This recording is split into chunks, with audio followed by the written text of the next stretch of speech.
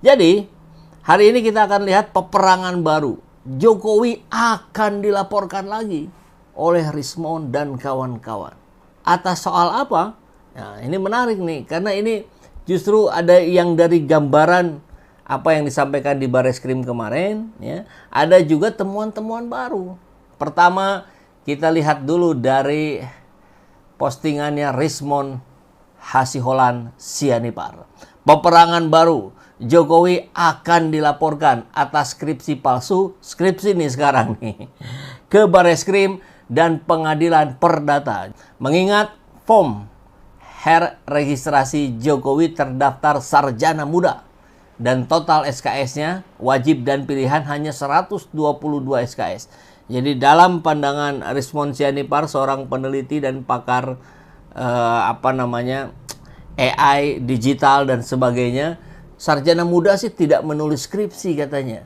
Nah, datanya dari sini justru. Data yang sudah disampaikan oleh Bareskrim. Jadi hari-hari ini Bang Rismon dengan kawan-kawan masih terus mengkonsolidasi diri ya untuk melaporkan kembali ke Bareskrim dan gugatan perdata ke pengadilan. Bukan hanya dari Rismon, tapi juga dari Roy Suryo. Analisis Roy Suryo, ijazah Joko Widodo nomor 1120 tidak identik. Ini temuan faktualnya. Jadi menarik. Ini hanya dari pandangan mata saja, tidak perlu menggunakan alat ya. Yang pertama, ini yang paling atas, ijazah Joko Widodo yang bertebaran di berbagai media sosial. Perhatikan huruf A keluar dari logo.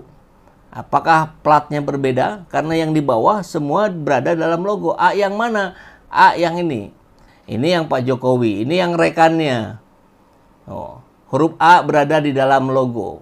Terus yang bawahnya juga huruf A berada di dalam logo. Yang keempat, huruf A berada di dalam logo. Hanya yang punya Pak Jokowi yang berada di luar logo. Jadi cetakannya kalau begitu berbeda dong. Begitu katanya ya. Artinya klaim Puslap 4 yang menyebut ijazah itu identik tidak memiliki dasar ilmiah yang kuat. Nah, jadi ya sudahlah, kita serahkan saja kepada rakyat katanya kalau versinya Roy. Tapi kalau versinya Rismon tadi, ya ini yang akan dilaporkan kembali ke Bareskrim dan ke pengadilan, gugatan perdata. Mari kita tunggu laporan Rismon ya, karena tadi kita di awal dengan Rismon akan melaporkan kembali Jokowi. Kembali itu artinya karena sebelumnya sudah dilaporkan ya. Dumas, TPUA, dan For Asli dan sebagainya. Kita akan lihat bagaimana respon Bareskrim berikutnya. Ya. Di sini saya juga mengembangkan software untuk pengecekan font itu dengan menggunakan machine learning dan OCR, tentunya yang datanya bisa dipertanggungjawabkan secara ilmiah menggunakan 240.000 data untuk di training dan untuk membuktikan bahwa ini adalah memang Times New Roman. Kalian bisa lihat di sini berbagai macam font yang sudah saya kumpulkan lewat website Kaggle.